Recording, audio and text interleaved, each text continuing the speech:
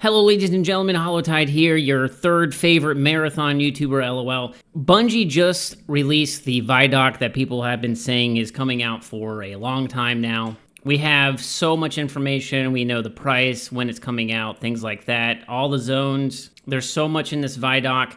I'm going to play it and react to things. I've already watched it one time, but there are things that I want to point out, things I want to say, where they've got things right, where they've got things wrong. But again, there's a lot of information. Let me know in the comments after you've watched the video in its entirety if I missed anything that you think is super important. Also, I'm not sponsored by Bungie or, I haven't received a dime for them or anything. These are my honest opinions, my honest thoughts. I'm not even a marathon creator. So before anybody suggests that I'm being a shill or whatever, I'm not. Now I will say that I'm still hopeful for this game. I want it to be good. I know we've talked at length about all the things that Bungie has gone through and leadership and stuff like that. All that stuff, the art, debacle, all that stuff obviously goes into consideration for the game and what I want out of it. But I don't actively root for games to fail. I want more good games. I want to enjoy playing games. Now, with all that being said, make sure you subscribe, all that cool stuff. Make sure you like the video.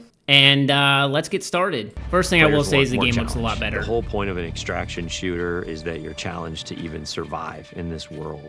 We heard loud and clear from the alpha, the world didn't feel dangerous. The a lot of world weird didn't graffiti. feel lived in. Tau Ceti 4 to us is this place that really doesn't want you there. And that sort of survival narrative really fits really well with the kind of world that we're creating. Just looking at the game so far, man, it looks so much better. Like the actual environment design, graphics, and things like that, it did not look great in that alpha. People are saying that it was a 6-month-old, alpha version that they were playing and that, they were super far along. I don't know how true that is. I won't share what I have been told or think, but the game looks better. The world needs to feel like there is something sinister underneath the surface, even when the colors are really bright. You should not be here. We want to marry the classic Bungie game feel, where you are blasting stuff in the face and it feels amazing, with the sort of high tension of the survival genre. Man, it looks so much better. If you want good loot, you have to go to places where you're taking risks. Either risks from other players especially or risks the from outside, AI. but these interiors So we have all these great. tools now, Rook with Prox Chat and the way the game works. And So he just said proximity chats in the game. They had confirmed that a while ago that they were adding it after Arc Raiders, and everybody was like, why the heck aren't you doing this? I know a lot of people who have done play testing, and that was a #1 feedback that they gave Bungie, and for whatever reason, they kind of pushed back on it or never really acknowledged it. So it took a game blowing up and, the entire world being like, hey, why don't you add this into your game? Because it's an extraction shooter and proximity chat is part of the immersion. And I don't know. I think it's silly. The game should have had it from the get-go. There's some things in this video where they're like, we have prox chat and stuff. There's other portions too, but it just seems like they were always in their mind going to add it.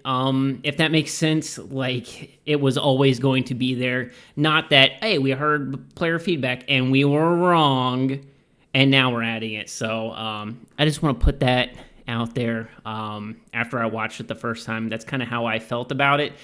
Now, I understand this is it's a marketing tool, propaganda, all that stuff, so I get it. sort of how tense it is, I think all those things work together really well. You have another Rook. Sorry. I still think, I know people talk about the art design and stuff like that, but I still think it's great. I personally like it. I like how it looks. I will say, some of the weapons and stuff, I'm not a huge fan of, just how they look design-wise. The Marathon ship is essentially a ship that we sent out from Earth, an Earth that was overpopulated, to explore and colonize a star. I think that's incorrect. Wasn't the Marathon ship built from the moon from Mars? So technically not Earth. I don't want to, be a lore nerd, but yeah. Far away that we call Tau Ceti. In a lot of ways, it's like the tale of humanity trying to go out into the... You are the person. You go into that shell and adopt the personality matrix that is specifically designed to help you do the thing that you need to do. And you've been hired by these factions to come to Tau Ceti to scavenge it for anything that might be of value. They do talk about all the factions later on in the video. I'm very happy that they expanded on that. I think the lore is one of the things that makes Marathon so amazing, because it's just like there is so much mystery, but it's so deep. It feels like what Halo was with like 1, 2, and 3. So I'm very happy with that. I think that can set it apart from other extraction shooters. Like, I know there's lore in Arc Raiders and stuff like that, but this is on a completely different level. Real quick, we're gonna skip to the gameplay stuff, because I think that a lot of people haven't been able to play the game, and hopefully there's like an open beta before the release, which is in March, but we'll talk about that later on. Also, the game's $40. I don't know, man. I don't know. We'll see what happens with that, but that is a steep price point, I think, for everything that this game has gone through, but we'll see what happens. I actually think that how people respond to this ViDoc and everything that's happened, and, you know, the timeline of Marathon will be very telling about how receptive they are going to be when the game actually comes out, and if people are actually going to buy it. I also think having the open beta to let people play the game is going to be so important, because I think people might hate play it, or, you know, people who are on the fence, or they've already, you know, bought Arc Raiders or something like that, and they want to see if this game is for them. I think the open beta is really that make or break point. I don't want to make it a meme, but I do think that it is very important. Action moments where the minute something is alerted, the minute you're in that fight, now it's go time. They also talk about the AI being much stronger and stuff like that. Bosses and things they can make a lot of that nature. So you're going up against, you know, the environmental enemies, AI, and you're going up against players. And I think that's very important that they have that fleshed out. Some people said that the AI in the alpha was too easy, too stupid. Both with your friends, so we'll see what happens. And also through crew fill, which will just match you with 2 other players. You can play solo, and you'll jump into a game with a bunch of other solo players. So you can play solo. I don't know how that's going to be balanced because of like the character that can go invis and things like that, man. Just because, is everybody just going to play the invisible character and sit in a corner the entire match? That's not fun in my opinion, but we'll see what happens, man. I think that solo is super important, and I think that it's very important for a game like this to have a very fleshed out good solo mode. A lot of people don't play games with friends at this point. You know, they a lot of the, you know, my generation stuff, they just hop on a game and they just want to play. They don't want to talk to anybody. So I think that having a good solo mode is going to be super important for this game, and if it will kind of survive the first couple months. In solo, I think the stakes are a bit higher, right? You have only yourself to rely on. You still have proc chat, so you can call out to other solos, but, you know, you are playing a tense alliance game where it's really up to them whether or not they decide to honor or respect that alliance you might have created. It's all about figuring out what's your investment, what's your... Accurate, feel realistic. You know, you'll get gloss, you'll get a little bit of grit, a little bit of darkness. All right, so I'm going to talk over this part where they're talking about the visual immersion. They talk about adding all the grit and stuff, basically just updating the game, making it seem sunny, making the weather actually seem like it's affecting gameplay, how dark it is, things of that nature. I think it's very important, man. And I think that they've done a really good job. I will say that, props here, because what the game looked like before in the alpha and all those other gameplay reveal stuff, it was like, what were they doing? I don't know. I'm sure they were well aware before releasing that stuff what the game looked like, and, you know, what people would say, you know, beforehand. I assume and believe that it was always going to have these passes, these art passes, before the game actually came out. But again, it's just one of those missteps in my opinion. But like, look at that difference, man. It looks night and day. No pun intended. Hold on. I just want to see that one clip again, because it is incredible how much. So like, that's it before, crazy, and that's it now. And that's just, it's a completely different game, and it's, I thank gosh that they did that, because I really do think a lot of people would have just checked out if the game was super drab and dreary like it was before. Now I think it looks great, and you're also able to like identify the environment more, if that makes sense. Like you can see the AI or players, just, you know, points of interest, things of that nature, I think are super, super important. Art director, is he different? That's not Joe Cross. Was Joe Cross the art director? Hold on. Okay, I just went to Joseph Cross's Twitter page and it still says art director and artist Marathon. So I don't know what that means actually. Okay, I just tweeted about that. LOL. I gotta go get some impressions. Fall apart. But right here he's talking about when you see runners dead, you can actually tell how long they've been dead for. So this person just passed away because they're not all melted and, as they say, goopy. This person has been there a little bit longer. Their body is kind of decaying and falling apart. So I actually think that that's a fantastic, man, I want that sweatshirt. I think that's a fantastic change that they made. A lot of people complained about the bags on the ground. You know, your runner would just kind of disappear when they died. So now that they've changed that, I think that's very good. And it'll be some more environmental kind of storytelling that is done by the player, and I think that that's important. Just, again, looking at all these environments now, like, this looks like a game that I want to play and just explore.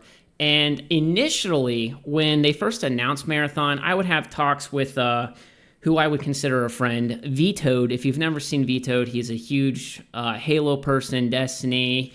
You know, he's got World's First, Last Wish stuff. He's a great gamer, but also a very smart, just like person overall. And we were talking about what we thought Marathon was going to be before we really had any information. You know, we only had like the teaser and stuff. And one of the things that I thought, and I'm pretty sure he did it as well, was that Marathon was going to be an exploratory type of game as well as like this extraction shooter, that the world itself is going to be something that you want to explore and discover. And it's not just about the PvP aspect. Those glasses are sick, by the way. It kind of reminds me of Willy Wonka. But it was going to be something that you would want to explore the world for, and be immersed in the world and stay in the world. And I think that with just this art pass stuff, that's really changed the game, because I did not think that was the case when they first showed it off. But now it looks a lot better. It looks like a place that I want to run around in. This is where they're talking about different maps. There's 4 maps. Perimeter, I think they say, is like the introductory zone. It looks great. I think fantastic. A little bit, like, are they taking in dark blue? Sucking away at your... Bad happened here. That has erupted In a way that wasn't apparent on Perimeter. Marsh, you're starting to... Dire Marsh is the next map where they talk about, oh man, something bad happened, whereas Perimeter, everything looks okay. Dire Marsh, there's like all these like weird environmental storytelling things happening, like that stuff, like anomalous. It looks just weird. Again, these environmental storytelling things I think are really important. Very happy. The next map they talk about is Outpost. There's a fireworks, it's 4th of July, I don't really know. They talk about how this is like a really heavily fortified UASC base, the drones and stuff flying around. You're gonna see a lot more, I assume, of the PvE enemies here. You know, all the robot people walking around. Again, I think, man, they really, I don't know. I'm at such a crossroads on what I think this game is going to end up doing, if it's going to be accepted or rejected. And I just hope that old Pete didn't ruin this game, or the other higher-ups and stuff. So there were a lot of decisions made that I didn't agree with, and I'm sure the other, you know, general population of gamers were like, what the heck? So we'll see what happens. They also talk about the Marathon, but that being the last map, but I don't know if they actually showed it off. So my apologies. If they did, I will go back and add some stuff. They're talking about loot and weapons. Again, I don't know if the gun model design stuff, I'm not a huge fan on.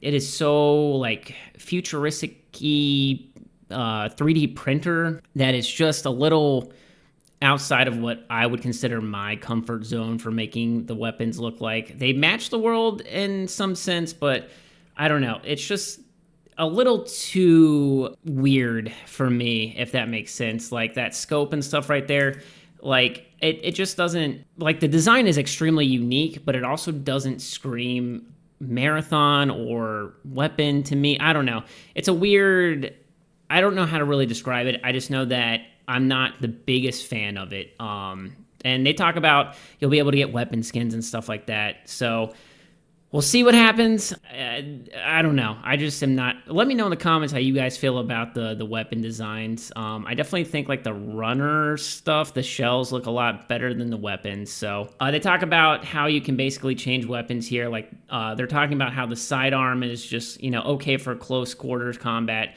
But if you find the gold mod for it, how it puts a silencer on it, and when you kill somebody, you actually go invis. So you could go kill an AI enemy, you know that there are people around you, you get the kill, you're invis, and then you're able to go kind of get the drop on players. I think that's cool. They talk about there's like 400 different mods and stuff, so I assume there will be a meta and what people will run. You know, there's always that 1% most effective setup and stuff like that. So of course there's going to be like a hardcore meta, but hopefully there's like ways that you can like build specific play styles or, you know, do things that match your play style. You'll be able to find mods and things for that. Play style that you want. With each other to shift the gameplay style of your runner kit. At any point you feel like you don't want to risk anything, or maybe you're down on your luck and you want the opportunity to get back, Rook's your guy. Rook is a prototype runner shell. It's a mode where we make it easy for you to just kind of drop into a match that's in progress and run about and try to scavenge as much. They've also added like a prototype runner called Rook, where you basically just drop into a match that's already in progress, and you can like loot and stuff. Get you some mods or some weapons if you've been getting pretty much thrashed. That's kind of cool to me. I can see how this character would be definitely used by people who maybe aren't as PvP inclined. Maybe they've lost all their stuff and they just want to get something real quick out of a run. They're able to go do that. Maybe they end up getting like this, you know, gold sniper or whatever, and they just got really lucky, or they third party somebody and they're able to take all their loot at the end. So that's kind of cool. I'll probably play that. Next up, they're talking about all the factions, you know, Traxxas and Mida. There's also New Caloric, Cyber Acme, Sakaguchi. They're the most powerful corporation in human. I actually think this is very cool that these factions / corporations have their own like themes and like what they want you to go do. So he was talking about Traxxas there, what they would send you out to do. There's this PvP death cult oriented one. I'm going to let him talk about it because it's probably the one that I'm going to join. And find specific weapons or mods. Congratulations, runner. Your last performance evaluation was rated on track. If you're a PvP player, one of the factions is called Arachne. They're essentially a death cult. What that translates to is that they're asking you to go and kill other runners. The sacred thermodynamics of violence. Mida is all about destruction. They are going to give you grenades, they're going to give you claymores, they're going to let you blow the place up. And they are irreverent and dangerous. They might ask you to upload this malware into a UESC dropship, and as it leaves, it explodes and careens off into the distance. This is actually funny. I also don't like the ships and stuff. Visionary. Each of our factions has an upgrade tree that you unlock They kind of progressively remind as me you of gain like the reputation with weapons and how they're And along the designed. way, you're going to unlock these capstones that are these special upgrades. Yeah, so you'll be able When to you unlock upgrade that final and, capstone. move along your factions and stuff like that. I think that's very good. Such. Don't question. Glorious? Access denied. Hey, Access it's denied. okay. It's just me. You're not alone. The Codex is a suite of achievements, collectibles, audio logs, things that you're finding in Run that we're going to track for you over time. That's very good. I think that that is sorely missed in games, especially with free-to-play games, all these like collectibles and stuff like that. Things that you can earn in the game, titles. Where you I think that's find really these important. items, the more story you're unlocking about them and what their role is in the world, why they're here, who cared about them, why they're as valuable as they are. Unlock. Runner skins, weapon skins, weapon weapon charms, I think that that's stickers, important because you don't want emblems, everything to just be backgrounds for your microtransactions. profile, and titles. So it's everything from your first steps on the world of Tau City 4 all the way through to becoming a Vidmaster and taking on the Also, most Vidmaster extreme mentioned. So I said earlier, I was like, I'm pretty sure they talked about the marathon ship being the last map, but it was at the very end of the video that they actually show it off. I have heard a lot about this map, and I don't want to say anything that will get anybody in trouble.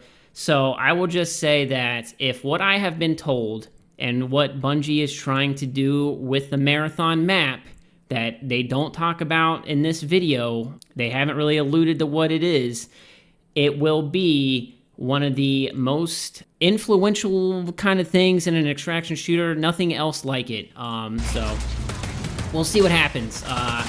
But I think that for a runner. it will be a very big big in and of selling itself, point for the hardcore but it's audience, also cold. It's also- because of what you'll have to do if that is not giving too much away. But very happy that they've incorporated the marathon ship. I mean, in the lore and I guess the real world lore, if that makes sense, of that game, the marathon is absolutely ginormous.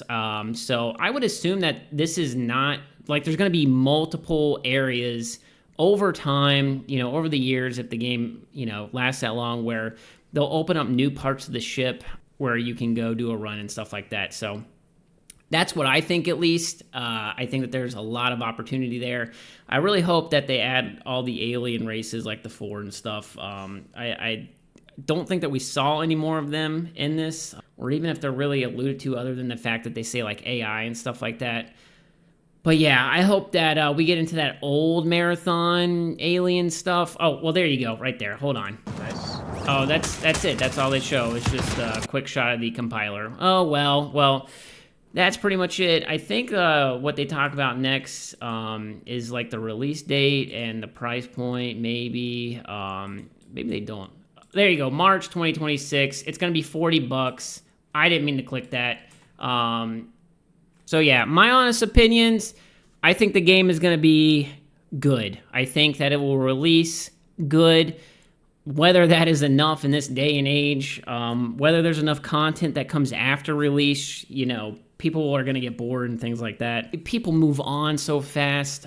I don't think that this will reach the heights that Arc Raiders did. That seems like one of those games that's just like once in a lifetime kind of deal. Everything just kind of lined up for it right, and like the developer had the finals and stuff already. I think that between streamers and things like that, I think that it had just so many viral moments, and because of some of the things that Bungie didn't get right, I think also kind of helped secure the success for that game. So don't think it's going to be as big as Arc Raiders. I do think that it will have a player base, though. I don't think that this game is dead on arrival. I don't think that it's Concord 2.0 or 3.0 after that High Guard game that everybody says is going to fail as well. I don't think that it's just going to be a month and they're going to turn off the servers.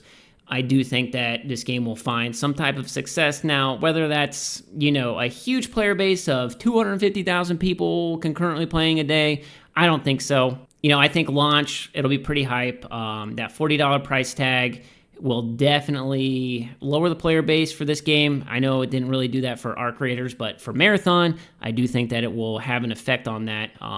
But yeah, I think this game will find success in some capacity, and whether that's, just having like a niche community.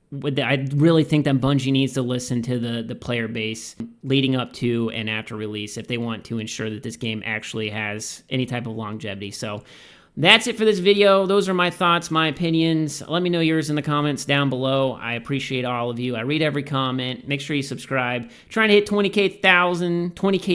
Why do I always say that? 20,000 subscribers by the end of this year. I got 16 days left, and we're probably not going to do it. So I'm going to go cry and eat some cake now. Peace!